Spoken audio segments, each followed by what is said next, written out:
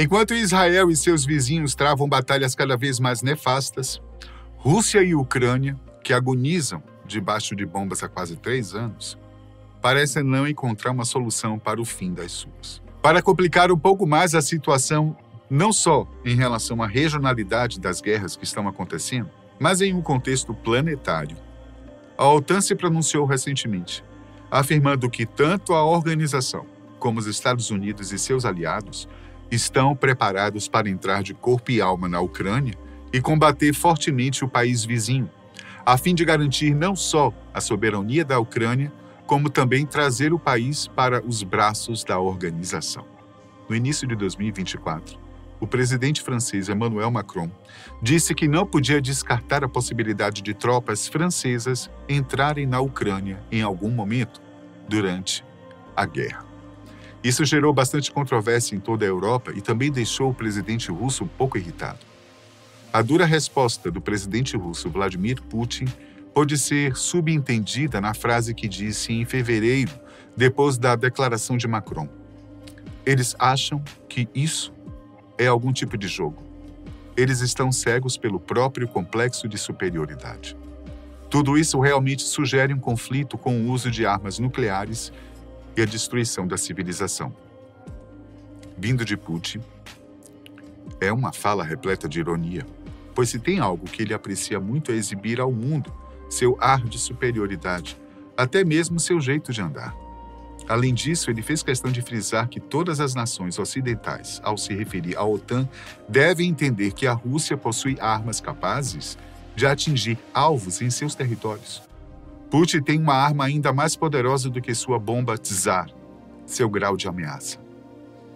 Desde o início da guerra contra a Ucrânia, Putin vem ameaçando o mundo, caso a Rússia não tenha sua soberania respeitada, chegando a dizer que usará qualquer recurso que estiver ao seu alcance para ter de volta o que sempre pertenceu à Rússia, no caso, a Ucrânia, cujo território pertencia à antiga União Soviética. A Ucrânia foi reconhecida como um país independente em 4 de agosto de 91, com o fim do regime comunista soviético.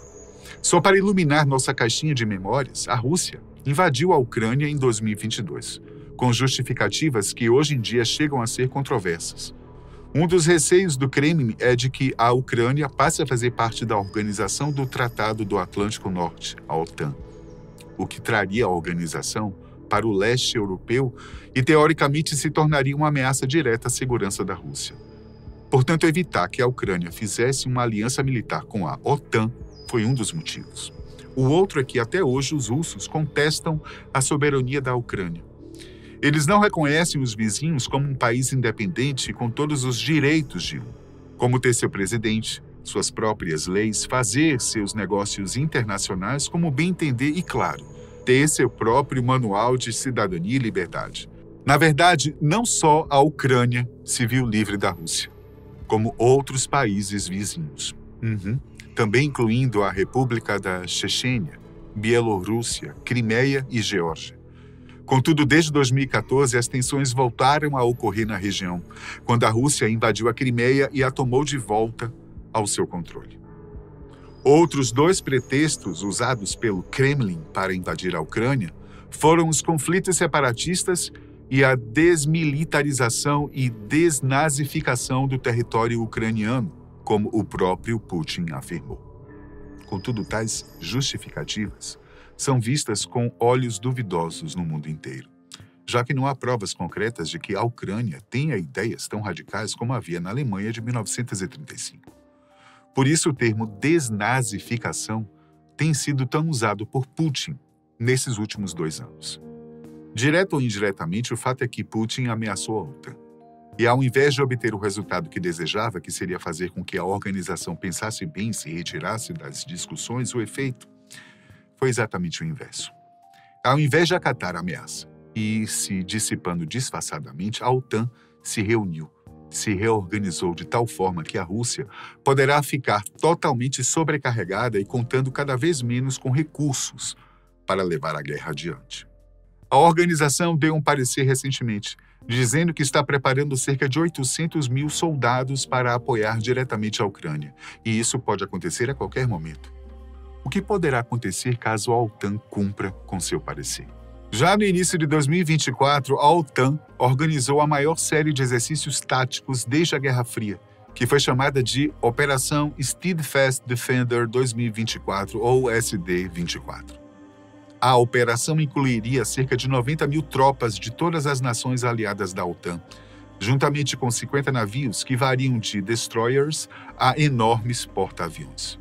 A OTAN também praticaria formas de mobilizar seu poder aéreo, com uma coleção de 80 caças, drones e helicópteros. Além disso, 1.100 veículos de combate, incluindo 533 veículos de infantaria e mais 130 tanques. De fato, uma operação diferente de qualquer outra que a OTAN realizou em décadas. O objetivo da SD-24 era ensaiar como as tropas americanas poderiam reforçar seus aliados europeus, mobilizando-se o mais rápido possível para o flanco oriental da aliança da OTAN, caso uma guerra estourasse com um adversário como a Rússia. Segundo um dos comandantes da OTAN, Christopher Cavalli, a operação Steadfast Defender se concentraria principalmente na execução dos planos de defesa regional que a OTAN elaborou para lidar com uma ameaça em seu flanco oriental. Cavalli também observou que a segunda parte da operação Steadfast Defender focaria na implantação da Força da Reação Rápida da OTAN na Polônia, por ser uma localização muito importante. A Polônia oferece rotas para os estados bálticos perto do norte da Ucrânia, bem como para o Mar Báltico. O país também oferece uma rota terrestre direta para a Ucrânia a partir de sua fronteira ao sudeste. Outros países envolvidos incluíam a Alemanha, atuando como um quartel-general para as tropas que chegam, bem como países como Noruega e Romênia, que estão na periferia da aliança da OTAN. A Operação Steadfast Defender é como um prelúdio do que está por vir? Provavelmente.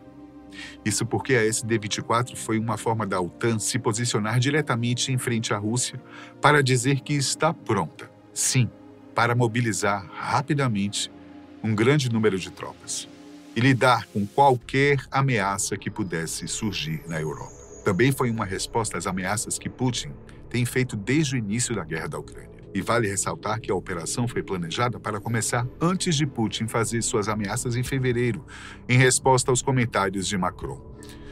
No entanto, esta operação é vista somente como preliminar, pois os planos reais da OTAN incluem um número muito maior de tropas e soldados para enfrentar a Rússia.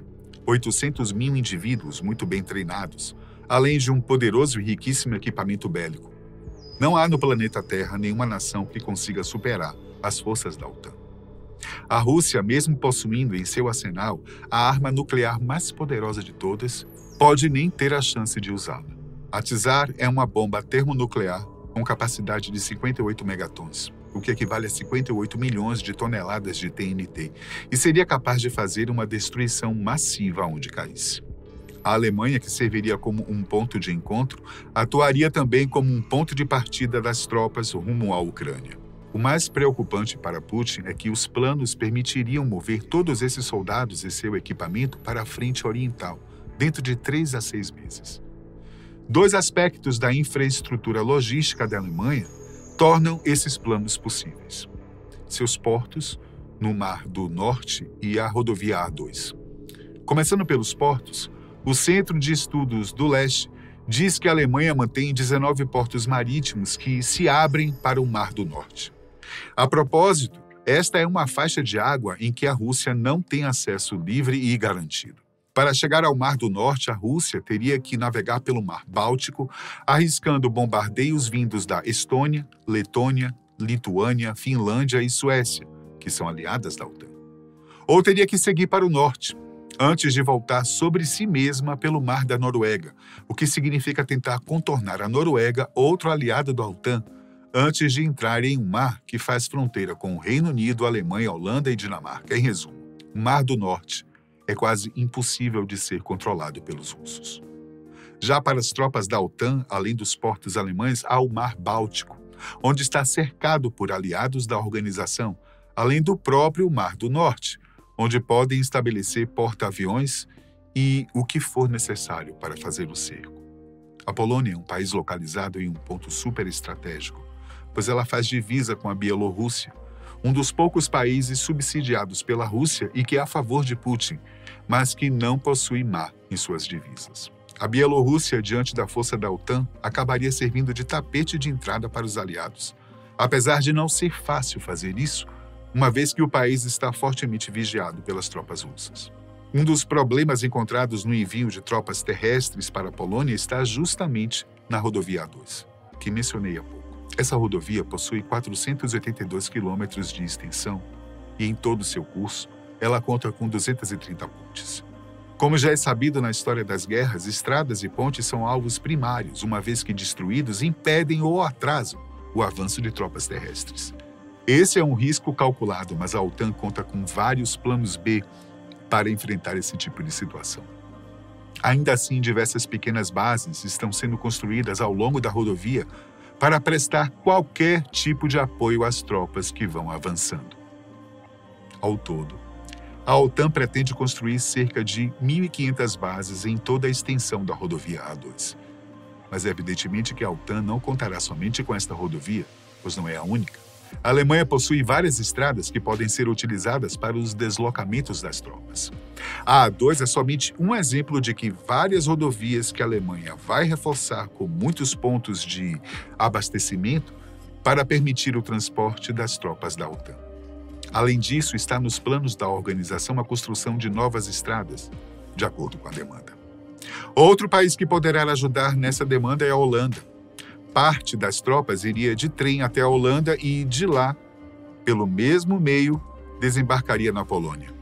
Também haverá portos de apoio na Itália, Grécia e Turquia, e estão em andamento planos para que um quinto porto seja definido na Noruega. Aqueles que desembarcarem na Itália poderiam igualmente usar trens para se deslocar para a Alemanha antes de seguir em frente. Grécia e Turquia dariam às tropas da OTAN a opção de se aproximar da Rússia via Mediterrâneo, oferecendo a possibilidade de transportar tropas por terra para a Bulgária e Romênia. Quanto a um porto norueguês, ele ofereceria uma rota fácil para os Bálticos via Suécia e Finlândia, bem como uma possível passagem para o Mar Báltico. Como se vê, a Rússia está em maus lençóis. Praticamente todo o terreno em torno de Putin está sendo preparado para retirar os russos e não o inverso. E ainda há outro fator que pode atrapalhar um pouco os planos do Kremlin: a guerra crescente no Oriente Médio. Atualmente, os Estados Unidos têm muito mais condições para lutar em diferentes frontes do que a Rússia. Claro, com a quantidade de parceiros que os americanos possuem, ao contrário da Rússia, é bem provável que tenhamos uma grande surpresa até o final desta guerra. E tomara que uma solução seja rapidamente encontrada, uma vez que esses dois sérios conflitos estão prestes a estourar a bolha da paz, que mal consegue se manter desde a Guerra Fria. Ah, humanidade!